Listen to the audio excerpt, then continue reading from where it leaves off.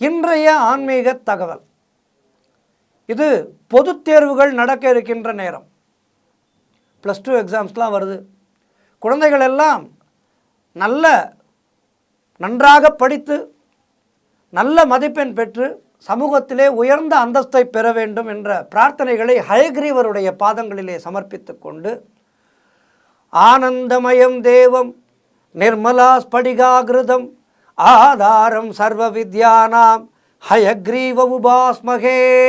ஆனந்தமயம் தேவம் நிர்மல ஸ்படிகாகிருதம் ஆதாரம் சர்வ வித்யானாம் ஹயக்ரீவ உபாஸ்மகே. ஆனந்தமயம் தேவம் நிர்மல ஸ்படிகாகிருதம் ஆதாரம் சர்வ வித்யானாம் ஹயக்ரீவ உபாஸ்மகே என்று ஹயக்ரீவ பகவானை வணங்கி குழந்தைகளுக்கெல்லாம் நல்ல ஞானமும் கல்வியும் கிடைக்க வேண்டும், அவர்களுடைய ஞாபக சக்தி சிறப்பாக இருந்து பரீட்சையிலே சிறப்பாக எழுதி எல்லோரும் நல்ல மதிப்பெண் பெற்று தேர்ச்சி பெற வேண்டும் என்ற பிரார்த்தனைகளை சமர்ப்பித்து கொண்டு இன்றைய நாளிலே ஹயக்ரீவரை பற்றி பார்க்க இருக்கின்றோம். மகாபாரதத்திலே சாந்தி பர்வதம், இந்த சாந்தி பர்வதத்திலே ஹயக்ரீவர் பற்றி வியாச பகவான் விநாயக பெருமானுக்கு சொல்கின்றார்.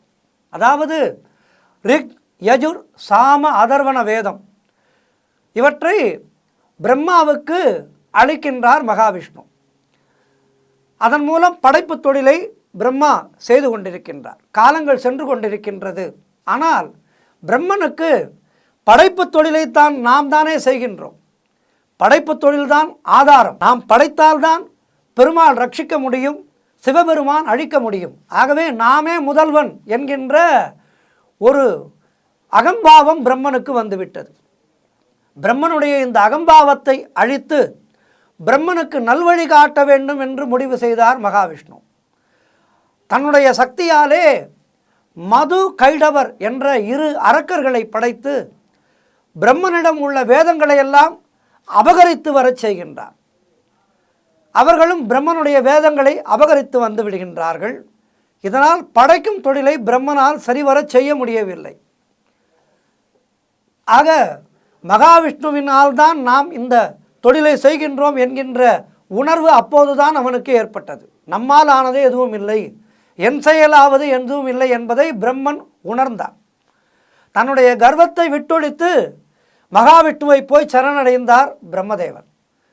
மகாவிஷ்ணு குதிரை முகத்தோடு கூடிய ஹயக்ரீவர் அவதாரம் எடுத்து மது கைடவர்களை சம்ஹரித்து மீண்டும் படைப்பு தொழிலை பிரம்மனுக்கு வழங்கினார். படிப்புக்கு நல்ல நினைவாற்றலுக்கு ஹயக்ரீவரை வணங்கினால் நல்லருள் பெறலாம். மேலும் இதிலே இன்னொரு நாடகத்தையும் மகாவிஷ்ணு நடத்துகின்றார். என்னவென்றால், பிரம்மனுக்கு கர்வம் ஏற்படுகின்றதல்லவா, அந்த பிரம்மனுக்கு கர்வம் தலைக்கேற அவன் சிவபெருமானை நிந்தித்து பேசுகின்றான்.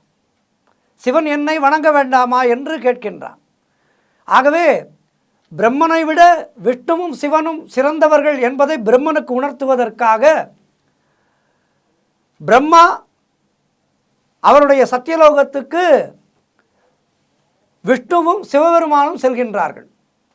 சென்று அங்கே பிரம்மதேவனிடம் எங்களுக்குள் சிறு வாக்குவாதம் நடைபெறுகின்றது, பிரம்மதேவா நீதான் அதற்கு சரியான தீர்ப்பு சொல்ல வேண்டும் என்று சொல்கின்றார் மகாவிஷ்ணு. என்ன என்று கேட்கின்றார். அதற்கு விஷ்ணு சொல்கின்றார், அகிலத்தை எல்லாம் அழிக்கின்ற பரம்பொருள், அதாவது மாயை போன்ற தீமைகளை அழிக்கின்ற பரம்பொருள் சிவபெருமான் தான் நம்மை விட பெரியவர் என்று நான் சொல்கின்றேன்.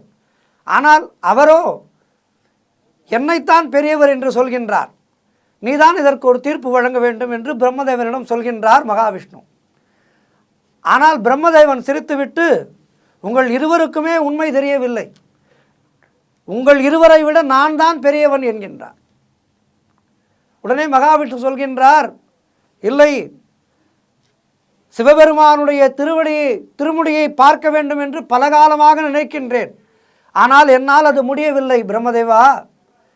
ஆகவே நம்மை காட்டிலும் சிவபெருமான் தான் பெரியவர் என்று பிரம்மாவிடம் சொல்கின்றார் மகாவிஷ்ணு.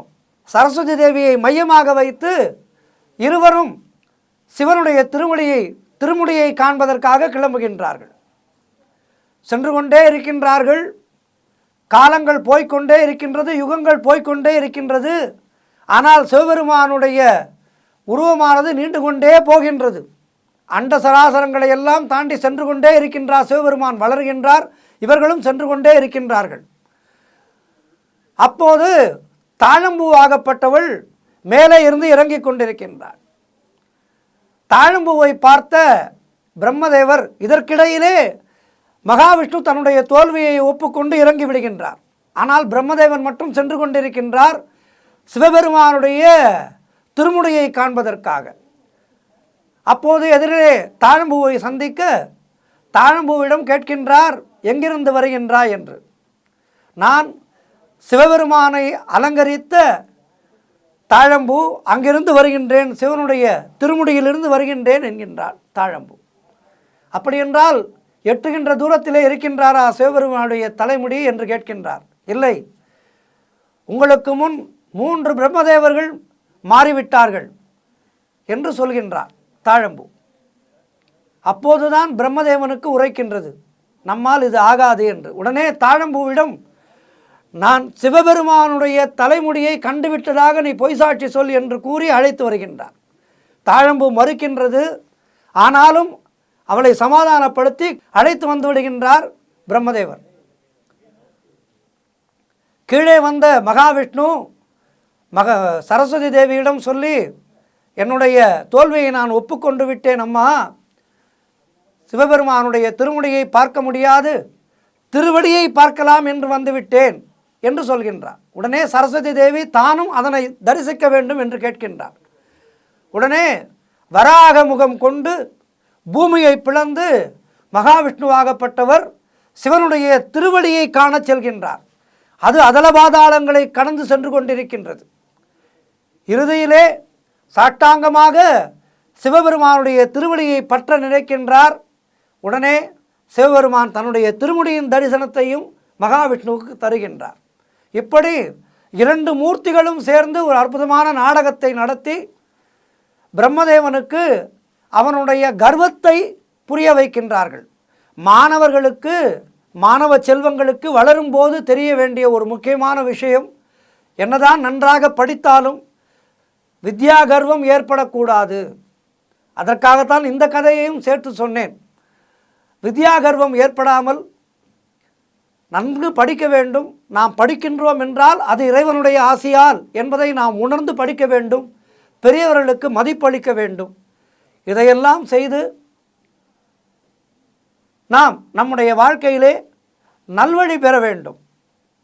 ஆகவே இந்த அற்புதமான ஹயக்ரீவர் பகவான் குழந்தைகளுக்கெல்லாம் நல்ல ஞானத்தையும் நல்ல நினைவுத்திறனையும் அருளி வர இருக்கின்ற பொதுத் தேர்விலே +2, +1, 10ஆம் வகுப்பு, 8ஆம் வகுப்பு இந்த பொதுத் தேர்வுகளை எழுதுகின்ற குழந்தைகளுக்கெல்லாம் நல்ல ஞாபகத்திறனும் படிப்பிலே நல்ல ஒரு ஞானமும் கிடைத்து வாழ்வாங்கு வாழ இந்த வேளையிலே ஜெம் டிவி சார்பாக நாங்கள் பிரார்த்தித்துக் கொள்கின்றோம். எல்லோருக்கும் சிறப்பான வாழ்வு அமைய பிரார்த்திக்கின்றோம். ஹயக்ரீவருடைய அருளும் கலைவாணியனுடைய அருளும் உங்களுக்கு கிடைத்து வாழ்க்கையிலே மென்மேலும் வளர மனம் வாழ்ந்த வாழ்த்துக்களை தெரிவித்துக்கின்றோம். நன்றி, வணக்கம்.